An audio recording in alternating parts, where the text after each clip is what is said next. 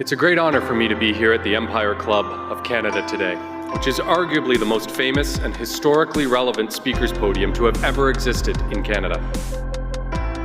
It has offered its podium to such international luminaries as Winston Churchill, Ronald Reagan, Audrey Hepburn, the Dalai Lama, Indira Gandhi, and closer to home, from Pierre Trudeau to Justin Trudeau. Literally generations of our great nation's leaders, alongside with those of the world's top international diplomats, heads of state, and business and thought leaders.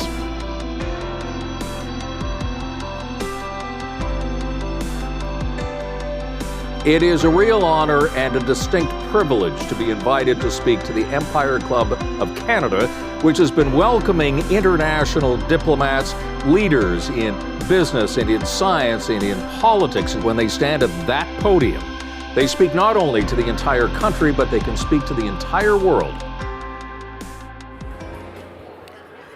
Good afternoon, and welcome to the 120th season of the Empire Club of Canada.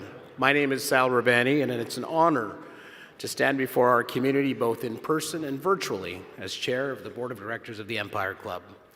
To formally begin this afternoon, I want to acknowledge that we're gathering today from the traditional and treaty lands of the Mississaugas of the Credit and the homelands of the Anishinaabe, the Haudenosaunee, and the Wendat peoples. We encourage everyone to learn more about the traditional territory on which you work and live. Today, we are pleased to welcome the Honourable Randy Boissonnault, Canada's Minister of Employment, Workforce Development and Official Languages, who will speak about the future of Canada's workforce in a changing global economy. Welcome, Minister. Thank you for being here today. There are 20 million workers in Canada. We have world-class talent. Talent's diverse and highly skilled.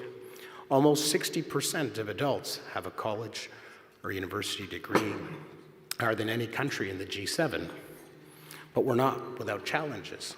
Last week, I was talking to a business owner in Toronto who shared that they have to turn away work because finding the right people for their business continues to be difficult. Over the past 5 years, labor shortages and skills mismatch have been the #1 conversation starter in all my conversations with business owners. Labor shortages are amongst the most stubborn challenges for companies and our growth as a country. Skills shortage has impacts at all levels. It slows down growth. It penalizes the competitiveness of a company. It impacts negatively the quality of its products and services. We've had some good news recently, such as record population growth and strong job creation. These are lifting off some of the pressure, but the hiring challenges are still there and are still persistent. Finally, young generations are helping to drive changes in how and where work is done. Young generation are tech and digital savvy. They seek purpose and meaning in their work. They value work-life balance. They value diversity and inclusion. So what can we offer them as organizations? How can we attract them, engage them, and retain this young talent that has so much to offer? As part of our commitment, the Empire Club, we want to ensure that the next generation has access to our professional and business community, and we've got sponsored tables here for each event this season, and I know there's a group of students here from TMU, the University of Toronto, and York University. Thanks for joining us today.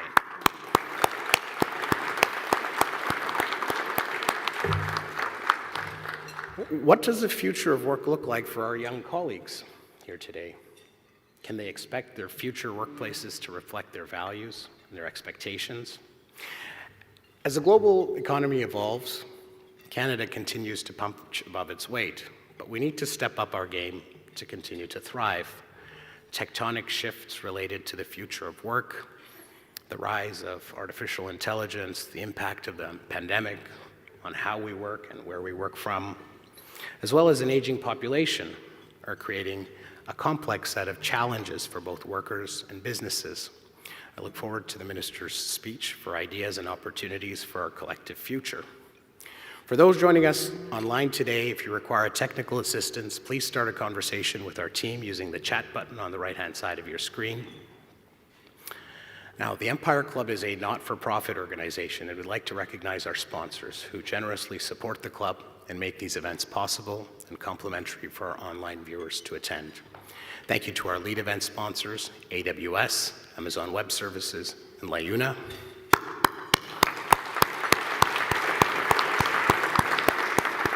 And thank you to our supporting sponsor, the Greater Toronto Hotel Association.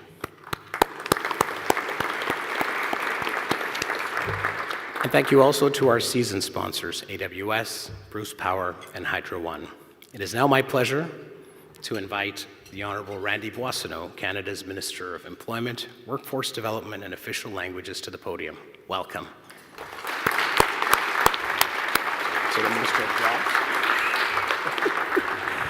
Well, look, thanks very much, Sal. Good afternoon, everyone. Bonjour tout le monde. It's a great honor to be here with you at the Empire Club. And look, let me start, friends, by condemning in no uncertain terms the despicable terrorist attacks on the people of Israel.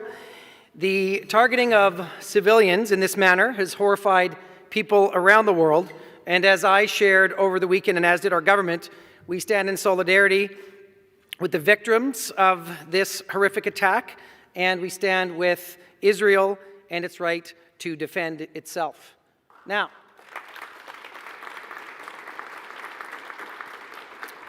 as did Sal, I want to also acknowledge that we are on the traditional meeting ground of many nations, including the Mississaugas of the Credit, the Anishinaabe, the Chippewa, the Haudenosaunee, and the Wendat peoples, First Nations, Métis, Inuit peoples who have been here for millennia, and we also acknowledge that Toronto is covered by Treaty 13 with Mississaugas of the Credit.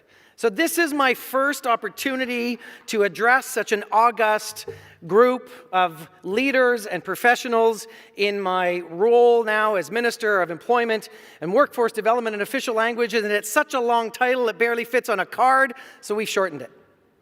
I realized very quickly in this role that I'm actually the Minister of Jobs. I'm also a minor in the Minister of People, because if you have people plus skills plus the jobs you all have, we're going to have an even brighter future. And where are we today? In the heart of Toronto, home to some of Canada's biggest and most successful companies and nonprofits and organizations, many of which are represented in the room today. And I thank you for taking time out of your busy schedule to be here with us today, to join with me and our government to help us puzzle through some of the issues we are facing as a nation. Vos entreprises fournissent aux Canadiens des bons emplois, des emplois stables qui font croître le pays et l'économie canadienne à une époque où des changements sont presque quotidiens. In many respects, what you have accomplished in this room, in your businesses, in your organizations, is the very promise of Canada. Your companies provide Canadians with good, stable jobs, growing and strengthening the entire Canadian economy at a time of unprecedented change. Now, when I or any of my colleagues highlight our historically low unemployment numbers, we know that it wouldn't be possible without all of you. It's also true that we need each and every one of you to be partners with us in government to extend to everyone the promise of Canada.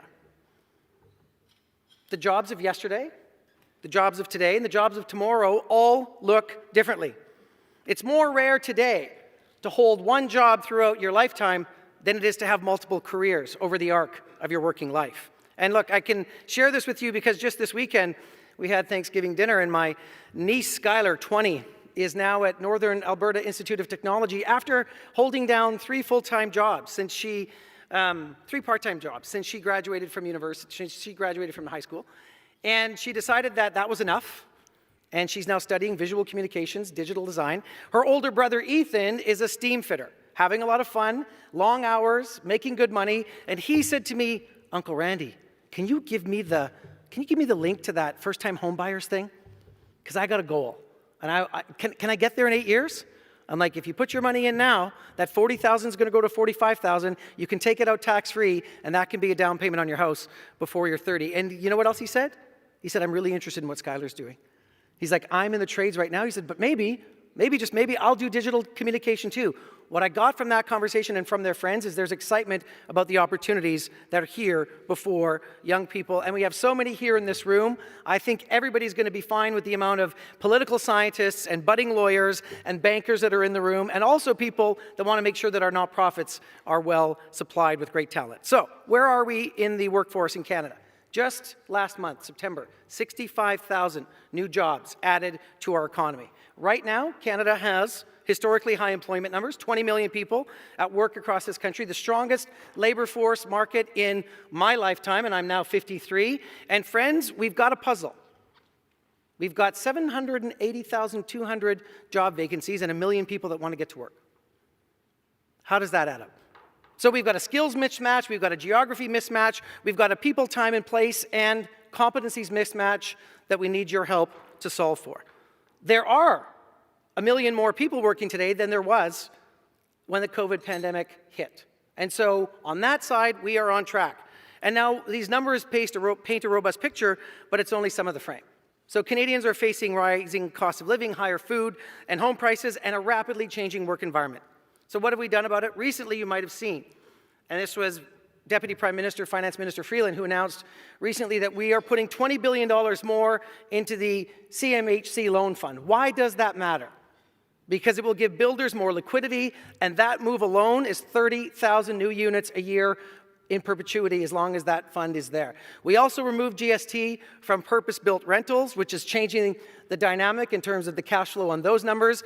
That will also be thousands more units, and I know there's at least one organization, one developer in this room that said that's at least 5,000 for them, and so good for you, and let's keep dreaming into the future and building. And my friends, 3.5 million units is what we need between now and 2035, and I know we can get there together. What else have we done? The Housing Accelerator Fund, the Rapid Housing Initiative, also will make sure that we get more units built. And if you haven't looked into it, check out the First-Time Home Buyers Program, because you and your partner investing $40,000 each can pull out $90,000, yes, $10,000 from the government, that you pull out tax-free when you're ready, and that can be part of your down payment. So we're taking these actions and many more because it's the right thing to do. And some of you may have also noticed that we've asked the top grocers in this country and international suppliers to stabilize grocery prices, because it's time that we know, and Canadians know, that we're all in this together.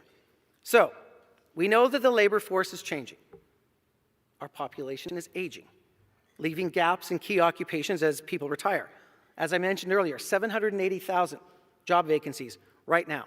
Out of OECD countries, Canada has the lowest productivity, and it's predicted to get worse. Now, there is something about this, because when I became politically aware at 12, some 41 years ago, the first thing I remember Prime Minister Mulroney at the time talking about was Canada's productivity challenge. And 41 years later, we're still in the same bucket. So education plus immigration plus great innovation still leaves us with a productivity challenge when we are compared to other countries. And while Canada's economic growth is strong, challenges arise when that growth outpaces the ability for many businesses here in the room and across the country to actually find the workers with the right skills. Let me give you an example. By 2028, we expect 700,000 skilled trades workers to retire. In my own home province of Alberta, we are currently 30,000 short on skilled tradespeople, and 40,000 are going to retire in the next 5 to 8 years. For all of these reasons, we need you, I need you, as private sector leaders, as fulsome partners in this journey to train people on your work sites, in your companies, so that they can meet the challenge of the future. And more to it, I need you to tell us when you're doing it. StatsCan's not going to reach into your company and ask you how much training you're doing. So let us know when you're doing this so that we can understand the quantum that's going on in this country of what you are putting in to our workforce. And I know that unions are doing a great job of the dues that they get from their members, training up their own members. I see it across the country, and we'll get into that in a minute. So why does it matter? Because when workers are not able to seize opportunities because they don't have the right skills or haven't had the same opportunities, everyone loses. I'll give you a stat. Last year, Canada had $25 billion in unrealized economic value just due to skills vacancies. That is a material cost to us as a country, and it's a material lack of money to your bottom lines as businesses. So what are we doing about it? How do we move forward? Well, we're looking forward, and we're investing nearly $1 billion in apprenticeship supports through in-school training, project funding, and support for Red Seal programs. Seulement un Canadien sur 6 travaille dans les métiers spécialisés. Et c'est un nombre que nous devons augmenter. Today, only 1 in 6 Canadians work in the skilled trades, and that's a number we need to grow. I was talking with some folks from the tech sector here, the game sector here. And friends, not only do we have to esteem trades earlier in our lives, in the schools, like at elementary, we also have to do the same with tech. And you'll remember Navdeep Bains and our government doing Can Code, right? Helping kids to code. There's only so much we can do in the education system. We need provincial partners in that space. So I need you to do your work to make sure that we have provinces on board so that not only are we esteeming trades, but we're showing people that they can also have a future in cloud computing. And yes, thank you to AWS for your sponsorship today. What else are we doing? $7.5 billion into skills development for Canadians. That gets training to almost 1 million Canadians a year, and those are the partnerships that we have with the provinces. They are called Labour Market Development Agreements, and they help us make sure that Ontario Works and Alberta Works and BC Works is fully staffed up to get people the training they need. We do direct funding to unions through the Union Training Incentive Program, and we invest in people for the jobs of today and of tomorrow. Jobs in pharma, hydrogen, digital media, artificial intelligence, robotics, tourism, hospitality, construction, and yes, as always, there'll be plenty of lawyers and bankers. And yes, Ryan, lots of journalists. Because we want to tell the story of the future, and we want to be able to do it together. And through Budget 2023, we invested another $625 million into a top-up for the Labour Market Development Agreements. We also removed the interest on Canada student loans and Canada apprenticeship loans to make it easier for young people to get the training they need. And the apprenticeship incentive grants help cover expenses during training, easing the financial burden of going into the trades. And we cannot underestimate the crucial role that colleges, cégeps, technical institutes, polytechnics play in creating a diverse and resilient workforce. And I know many of you are here today, and we appreciate your partnership. And that's why we've invested more than $46 million to help these organizations scale up and do more training. I was in London a few weeks ago at our national caucus, and we got to go to the local Liuna training site. And I can tell you, I went to one of the classrooms, and there's tables, and there's a screen in the middle, and then there's this thing, I don't want to touch the microphone, but there's this arc coming up, and there's an iPad in front, and as the instructor is doing the instructing in English, the iPad is translating into the language of the student. Sometimes there's a dozen languages in that class as they're getting ready to have people on the job site. Not only that, there was an optician's, there was a dental clinic, and there was a physiotherapist clinic right in the union hall to meet the demands and the needs of the members. That's innovating, and that is remarkable. And Leona, thank you for sponsoring today. We appreciate your sponsorship. So why does this matter? Because investing in workers with the right skill sets creates good jobs and ensures Canada's prosperity for all, and it protects our standard of living. Now, as Alberta's minister in the federal cabinet, let me talk about climate change. I know what it's like to be a Liberal in Alberta, a rare commodity. There are two of us. If you get me and George Shahal in a room, you have 100% of the Liberal government caucus in the room. And I say this because Albertans know that we have to save the planet. I couldn't go outside Monday of the May long weekend or Monday of the September long weekend this year because the smoke index was 11.5. And I don't breathe well after about 10. It's the same for many Canadians across the country. We know where capital markets are heading. We know that international markets are saying you have to do better, you have to bring your emissions down, and a majority of Albertans agree that we have to bring emissions down, and Canadians are on board. And guess what, friends? We will not be able to do it without Alberta workers. We will not be able to do it without Pathways Alliance. There is no pathway to net zero without doing this together.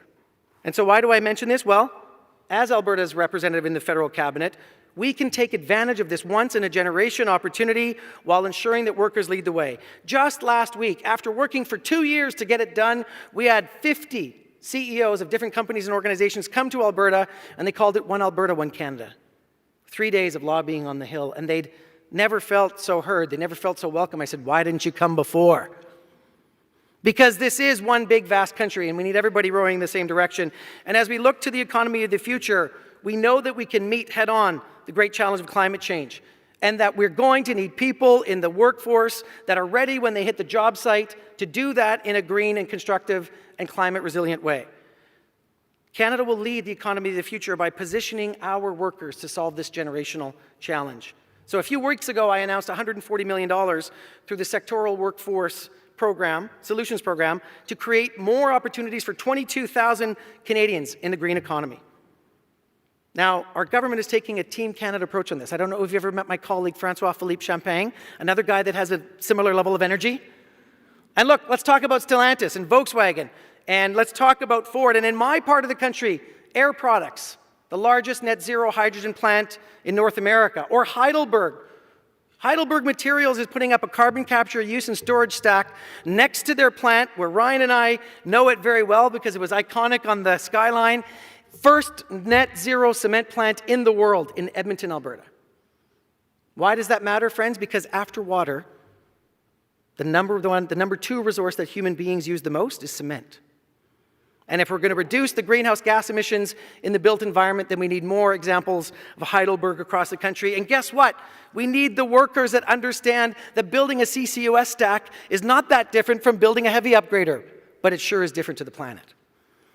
Our talent, our businesses, and a government that not only believes in climate change, but sees the economic opportunity of investing in renewable energy, those are the bridges we're building. I talked to Bruce Power at their table. I hope you look at the budget in 23, my friends, because we put $42 billion on the table to triple the electricity capacity in this country in the next 12 to 15 years, because foreign direct investment requires it of us.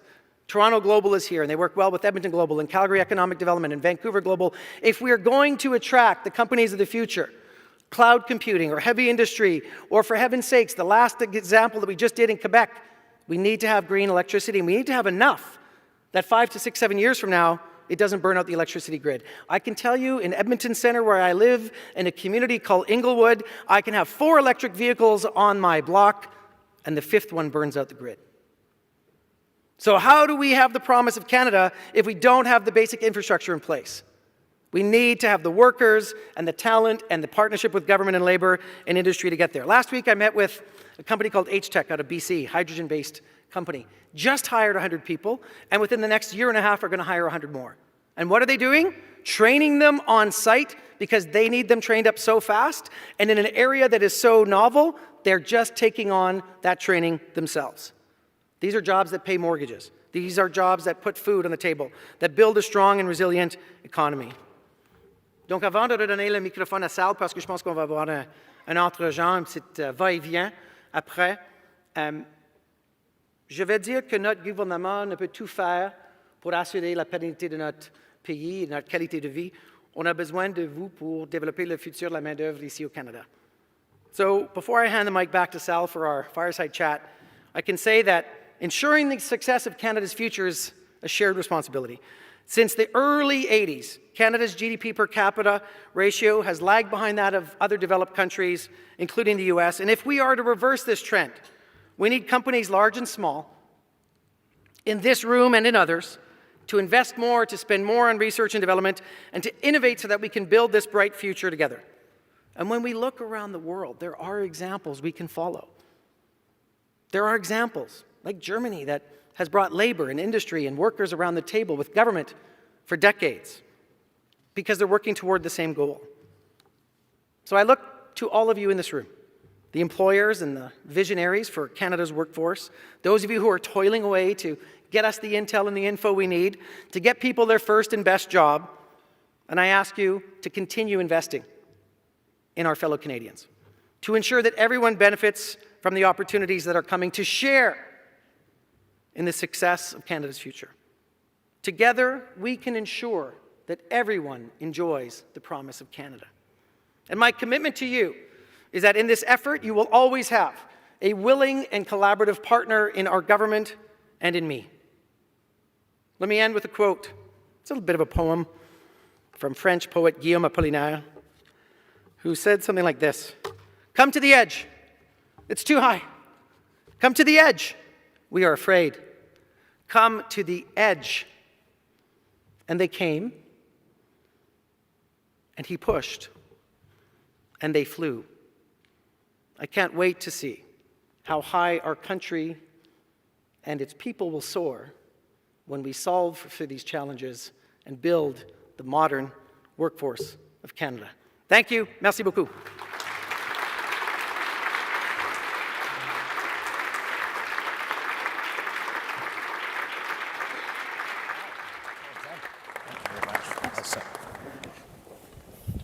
I think we're on. Oh, excellent. Well, thank you, Minister, for being here today. You know, as we know, Canada is continuously striving to become a diverse and inclusive society. And we try to translate some of these values into our workplaces and businesses. When you spoke about some of these future opportunities, you know, I was hoping that you might be able to take a minute to expand, especially as it relates to what you're doing with respect to minority and immigrant communities. Sure. So thank you for that warm applause, and thanks, Al, again, for this opportunity. It's great to know that there's so many willing partners in this room. I think to start with childcare. $30 billion decision by our government and by a local MP, who happens to be the Deputy Prime Minister and the Finance Minister now, Chrystia Freeland, who decided that the time had come to make a generational investment in childcare.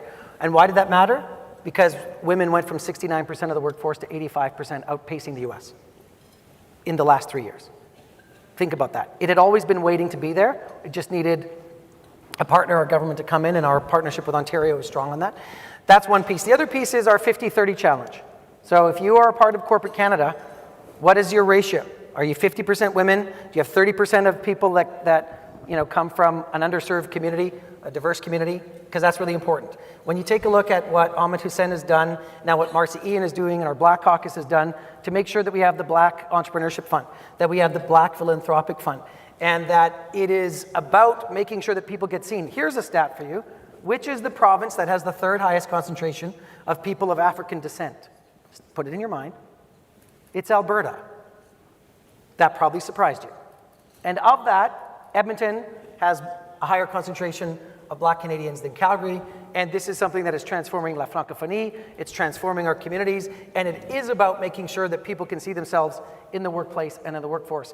And I never will forget meeting with Salesforce when I was special advisor to the Prime Minister on LGBTQ issues.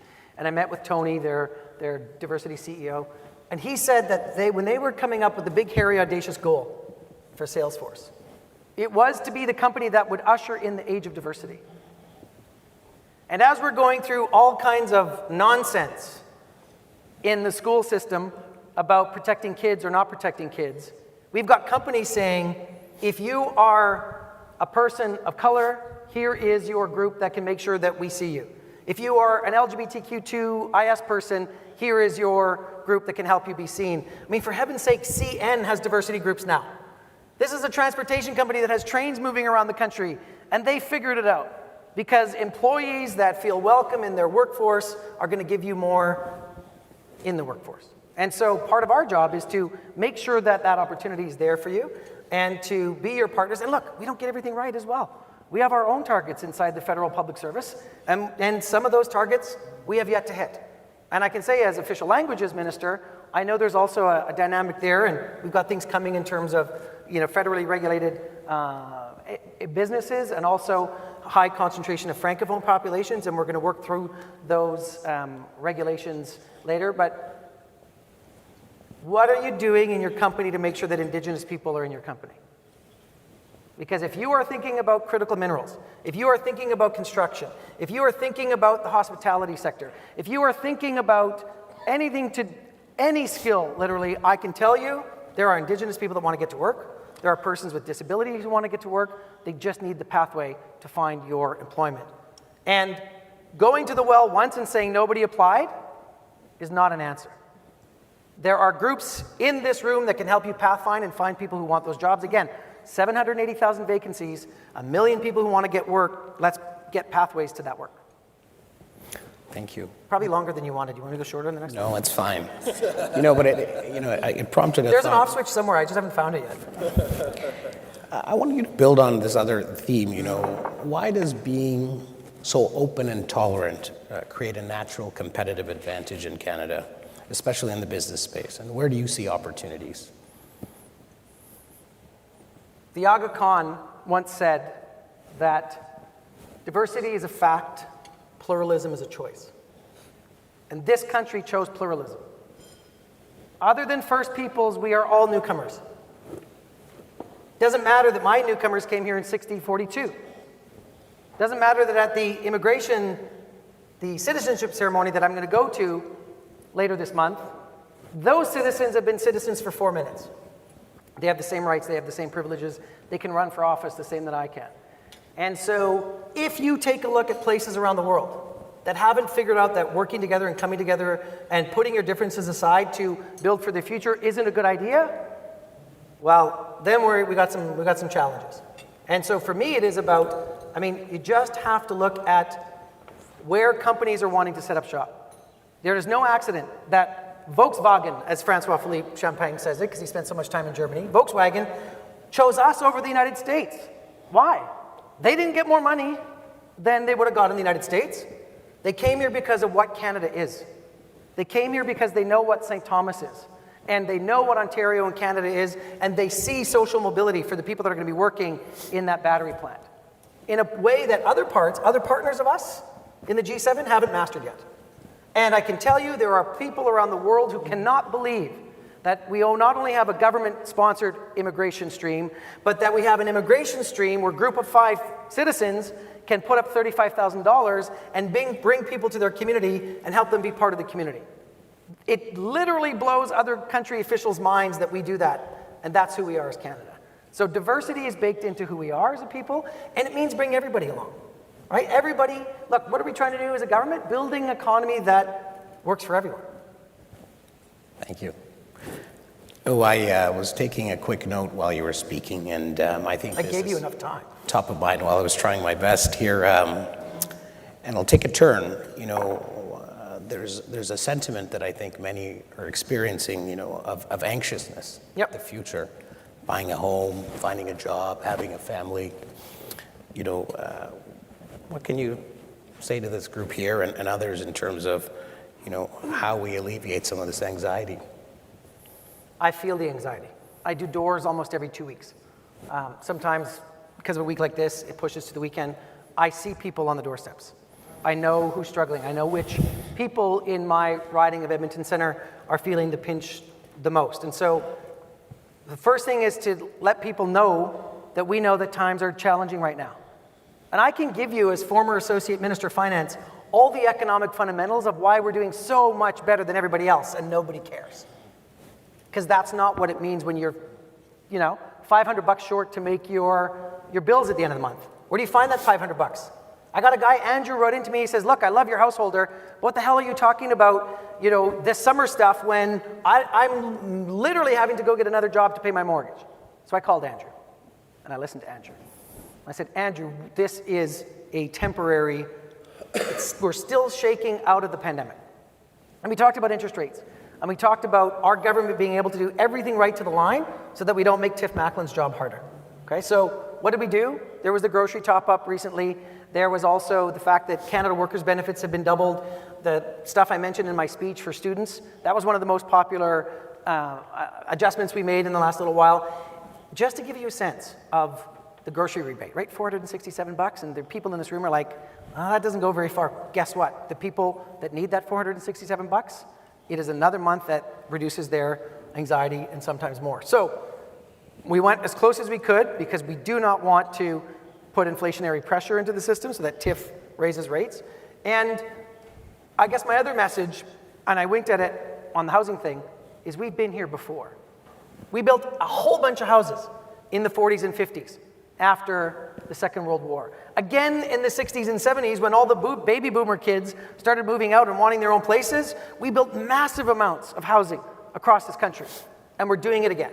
Coming out of the cabinet retreat and out of the National Caucus, there are 3 words: build, build, build.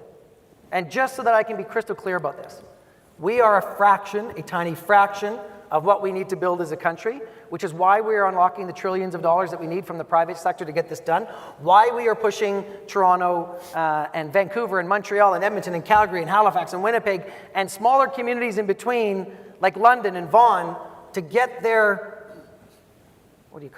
zoning to the point where we can densify, and so that we can build the units that we need to see. Because we've done this before, and we can do this again. And our job as a federal government is going to be to keep a critical mass of those units affordable. Because hospitality table, how many apartments, how many places around the country do you have? You could get the workers, but you don't have any place to house them.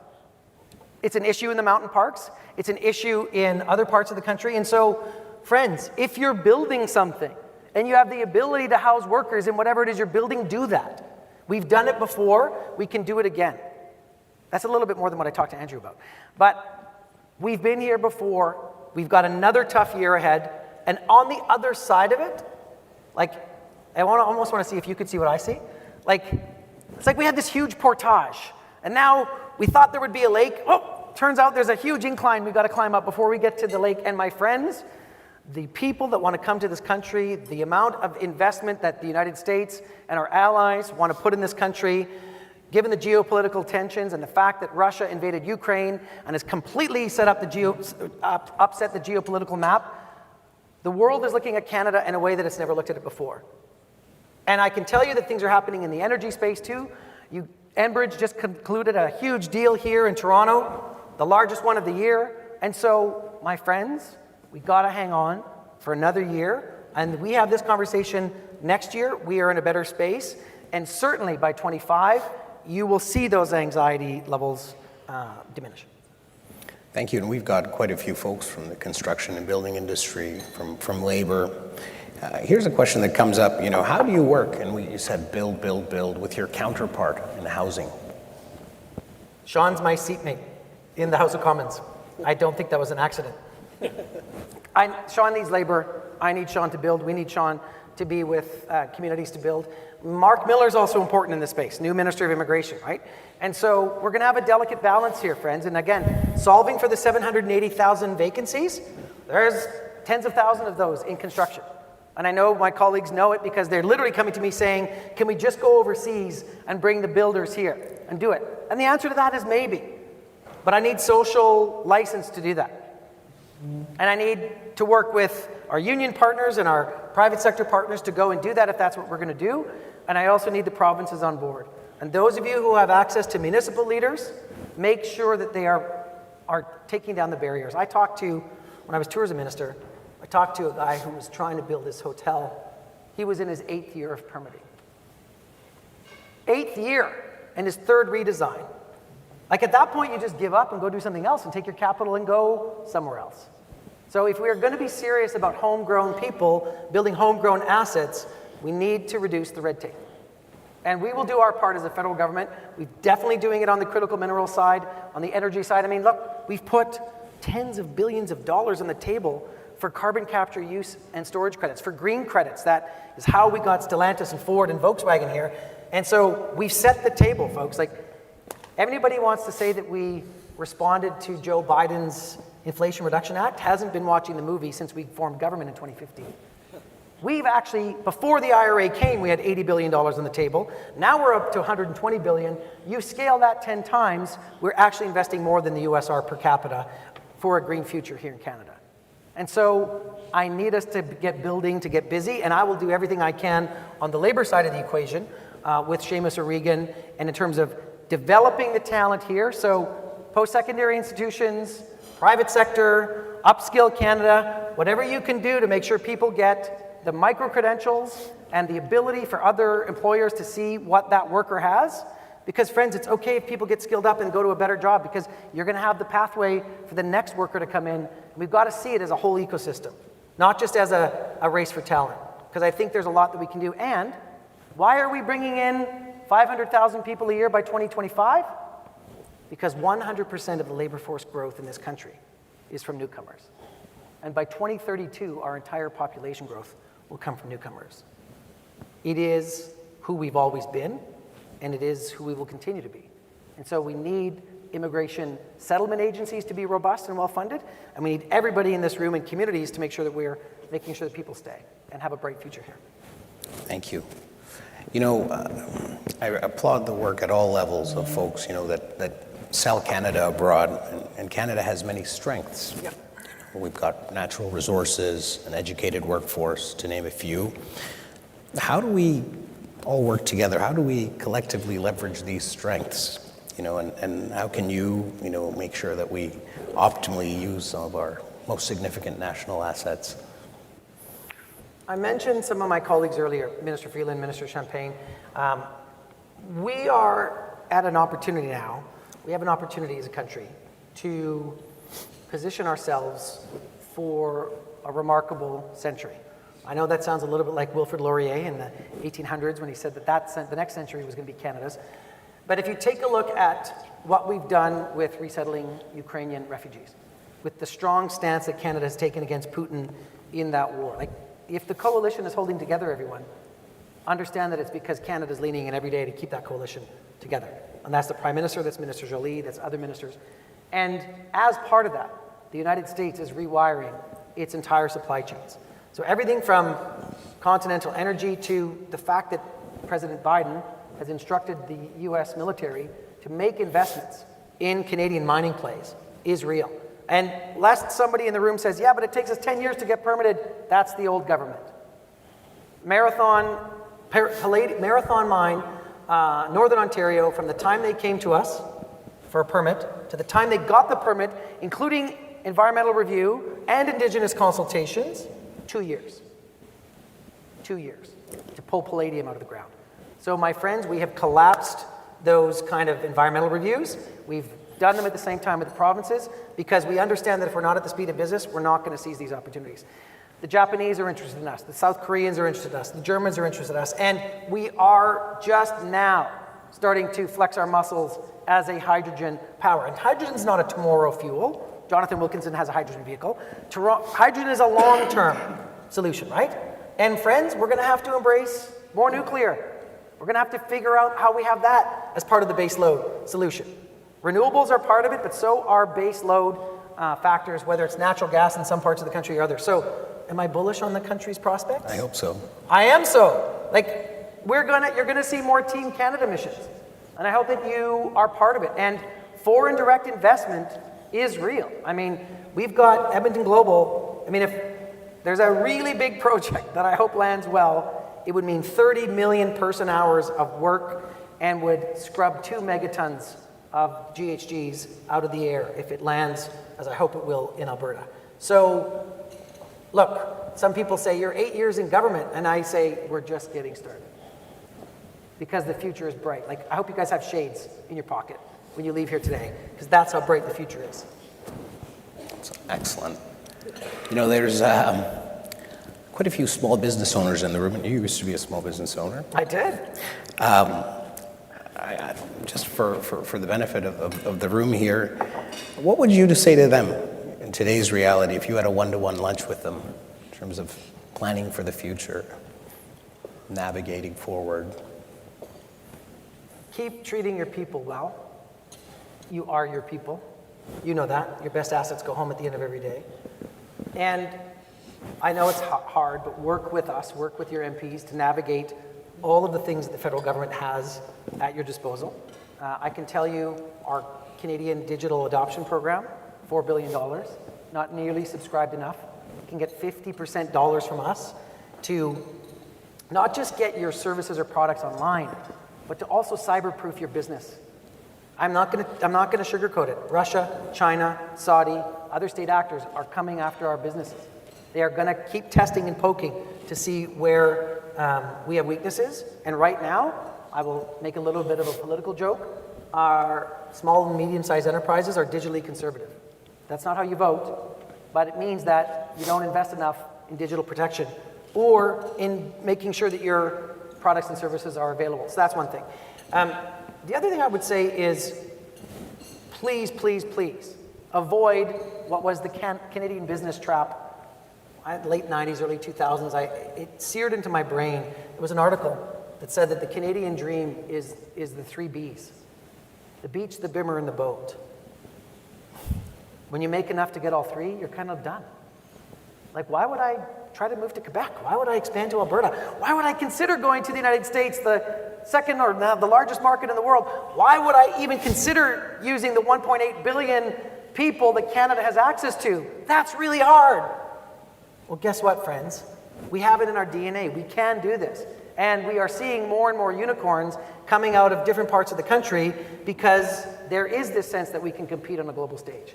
And Can Export is a phenomenal program. It might be oversubscribed this year. We'll see what happens in FES or the budget. But it's literally 50 to 75 cent dollars from us for you to take your existing product or service and expand to another market, including the United States. You get more points if you go to a non-US market because we're trying to diversify our reliance on the US market.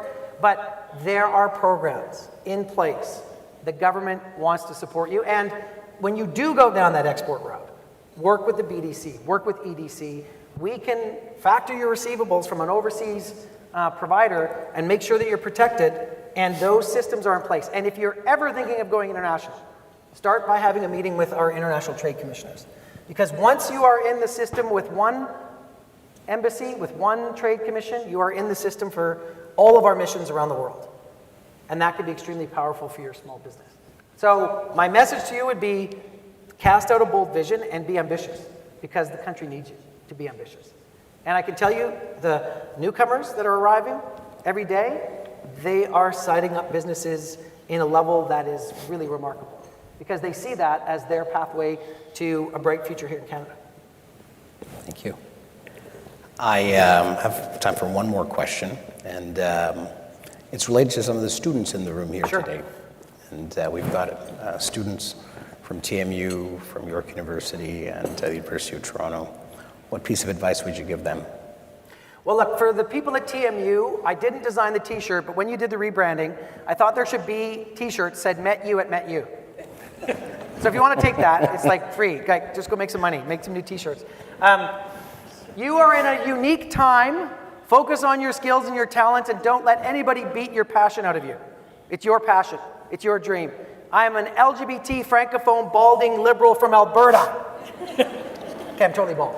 Do you think that I gave up on my dream? When I came out in 28, I had to divorce myself from my past.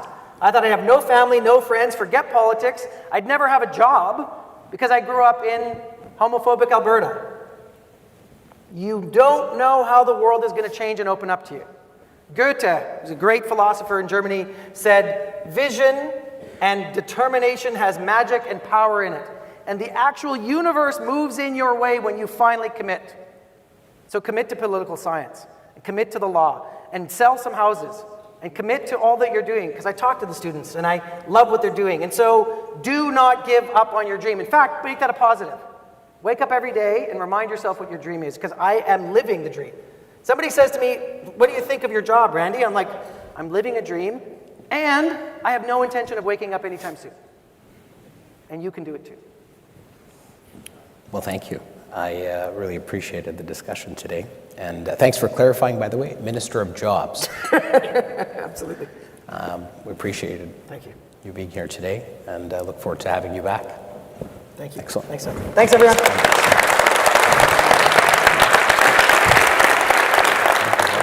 Yeah, I think so.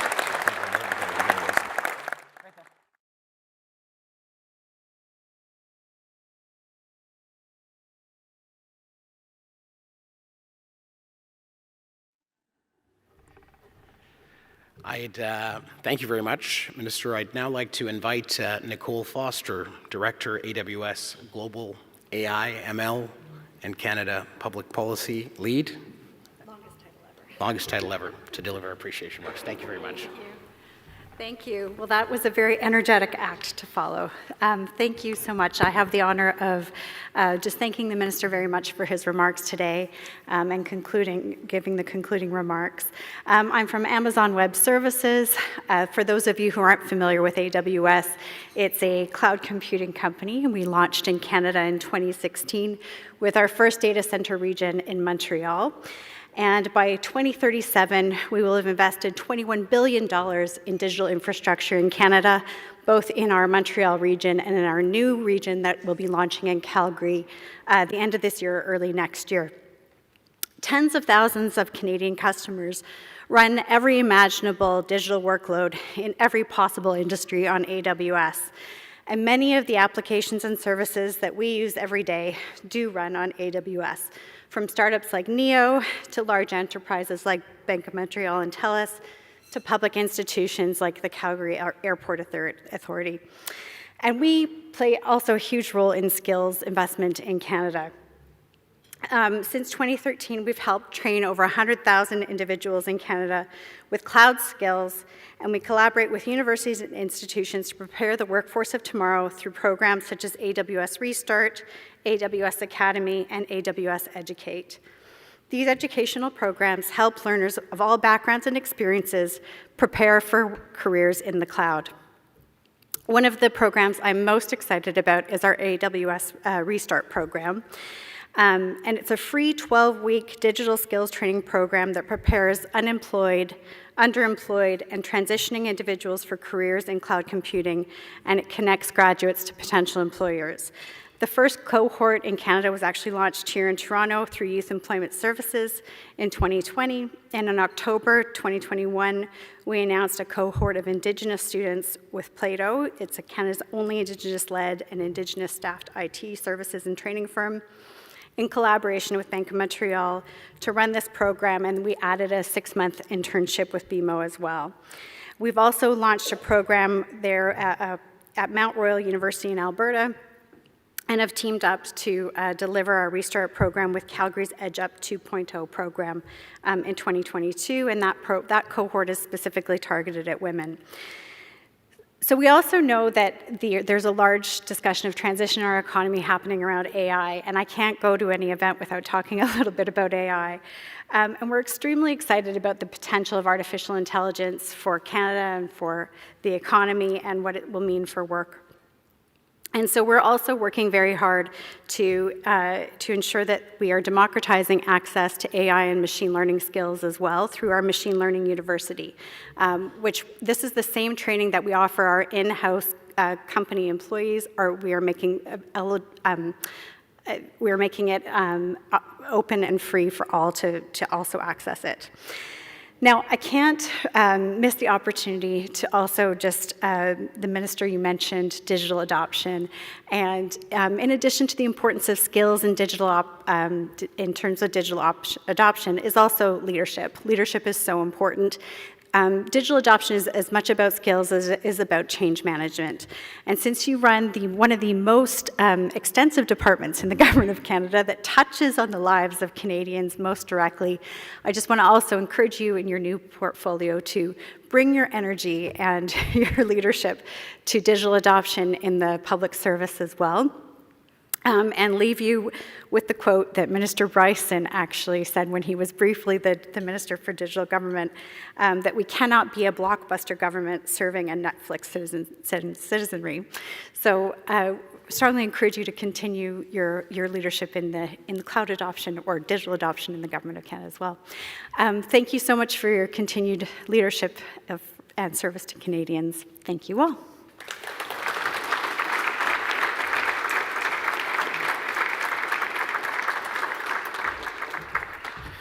Thank you, Nicole, and thanks again to all our sponsors for their support and everyone joining us today in person or online. As a Club of Record, all Empire Club of Canada events are available to watch and listen to on demand on our website. The recording of this event will be available shortly, and everyone registered will receive an email with the link. On Thursday, October 26th, join us in person for our first Empire Nights evening event, Solving the Housing Crunch. What actions can we take right away? This event will feature a polling presentation by David Coletto, Chair and CEO of Abacus Data, and a panel discussion moderated by the Honourable Lisa Raitt, Vice Chair, Global Investment Banking, CIBC Capital Markets. Thank you for your participation and support. Please enjoy this time to connect. This meeting is now adjourned.